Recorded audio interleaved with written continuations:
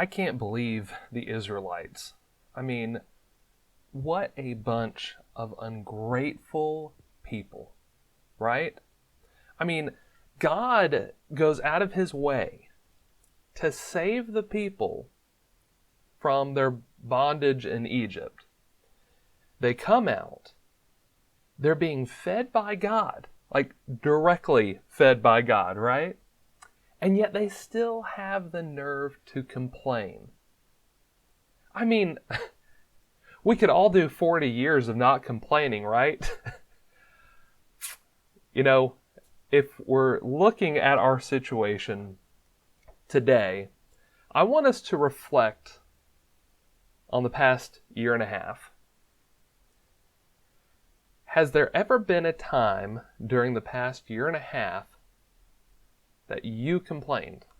Or that maybe you heard somebody else complain about the past year and a half situation?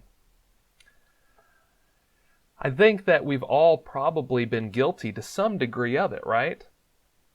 And yet, how frequently do we look at the people in the wilderness wandering, and we look down on them, and we say, man, what a bunch of ungrateful people. They couldn't see the blessings that was right in front of them, right? They're walking with God. And yet, they complain during the 40-year time. I think that if anything, this past year and a half has shown us that we're really no better in a lot of ways than the Israelites. Because when I read a passage like Numbers chapter 11, it says, the people complained in the hearing of the Lord about their misfortunes, and when the Lord heard it, his anger was kindled, and the fire of the Lord burned among them and consumed some outlying parts of the camp. That's rough. And then, this is an interesting word here. Now the rabble that was among them had a strong craving, and the people of Israel also wept again and said, oh, that we had meat to eat. We remember the fish we ate in Egypt. That cost nothing. The cucumbers, the melons, the leeks, the onions, and the garlic.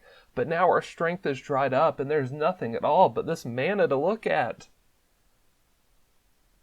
I mean, how often do we complain about having to eat leftovers? Or how often do we complain and we say, well, we just had Chinese last week. Or we just had, whatever kind of food you like, whatever restaurant, we just had that last week. We can't eat it again. And yet, how often do we look down on the people in the wilderness and say, man, glad I'm not like those people. Maybe this past year and a half should teach us that what we really need is to be gracious and merciful. To be gracious and merciful to the people that we read about, not saying that they were right. God took care of them. But maybe we should step back and say, you know what? I've got to be careful because I might find myself doing the exact same thing that they did. And so this past year and a half should teach us that in times of stress, that I think the best thing that we can do is to have a heart like God in terms of being long-suffering. And God was certainly long-suffering. I'm picking this one part out. But if you look at the rest of the account, there was constant complaining, it seemed. And yet the steadfast love of the Lord never ceased. Are we being gracious and merciful to our waiters or waitresses? Are we being merciful to that mechanic who is maybe taking a little bit longer than we thought they would? What about to the school teachers? What about to that cashier? So, here's a solution. What about this one? It's really easy to start complaining when we start looking around and focusing on the negative.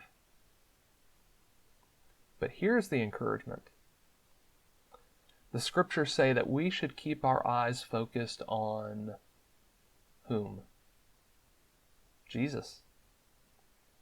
Keep our eyes on Jesus. That's the solution. And suddenly when we do that, then the mechanic, when they take an extra 15 minutes, it's not a big deal.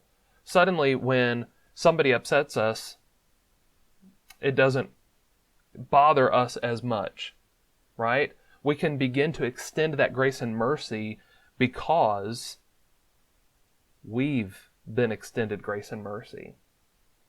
And perhaps sometimes we fail to extend grace and mercy because we don't realize how much we needed it to begin with. I'm thinking about the woman from the city and Simon the Pharisee.